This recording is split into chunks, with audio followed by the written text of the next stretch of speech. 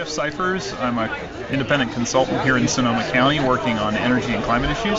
And here at the conference, we were working out a set of energy policy objectives around PACE financing. We've decided to support Thompson's HR 2599, which clarifies that we have the right to engage in PACE financing.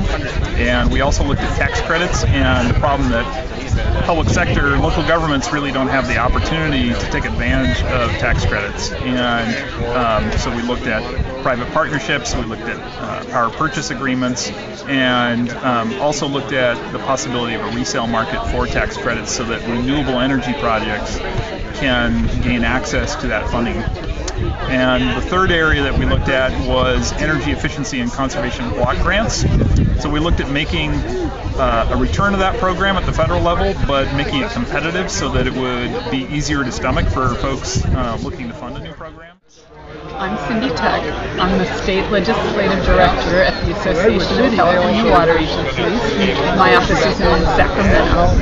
And today, for the water discussion, we talked about a couple issues. The first issue was the nexus between water and energy, and how there's ways to reduce energy usage in the water setting. And we talked about a couple examples in that area and some related things that local governments can do in Washington to have change in that area. And then the second issue has to do with infrastructure funding, which is so important for drinking water and wastewater. And we talked about 4 different programs that people could take action on in Washington. And one of the most important is to get more money for the revolving funds for drinking water and wastewater. Okay, I'm Jamie Hall, I'm Policy Director for CALSTART. We're a non-profit clean transportation technologies consortium. Today we discussed the federal transportation bill and the need for infrastructure funding, broadly speaking. It's a very hot topic. Definitely a need for more local control, some sustainable funding source going forward. I think people generally agree that we need some new, better system of user fees to fund our transportation infrastructure, and we need to look at performance metrics and maybe funneling money to projects that increase sustainability and decrease emissions and decrease our dependence on oil.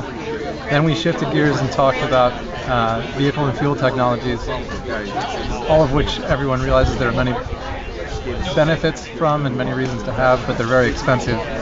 So we talked about incentives in place in California for buying these vehicles. California's got a lot of very good incentives right now. They're generally pretty fuel and technology neutral, and you can get the money at the point of purchase. It's not a tax credit. It's an all-around great model, but all the money's about to disappear. So we had a discussion about how to sort of extend those funding programs and how the federal government might be able to do something similar, maybe do a match program or maybe model some future programs after what's working in California. I'm Rusty Klassen. I am the Senior Advisor on Policy and Energy for the Sonoma County Water Agency in Sonoma County, California. And I'm also one of the people who founded Applied Solutions.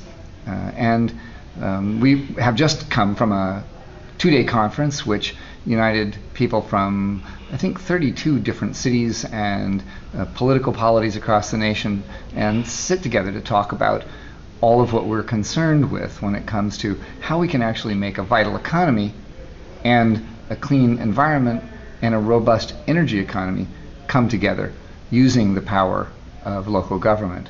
One of my particular strong interest is to see that local government behaves in a more business-like way.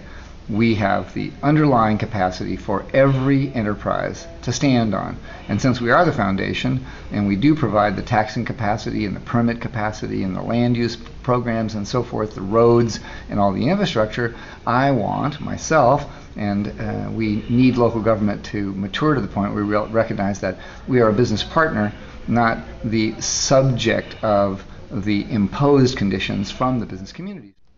In keeping with these ideas, it's really important that we recognize that for 50 years, the understanding of how local government operated vis-a-vis the private sector was as a subordinate in some ways, where we provided the assets to encourage the business, and our main gain and outcome was employment and tax revenues. And with those two combinations, local employment, creating local revenues, creating local demand for services and housing and so forth, that was sufficient.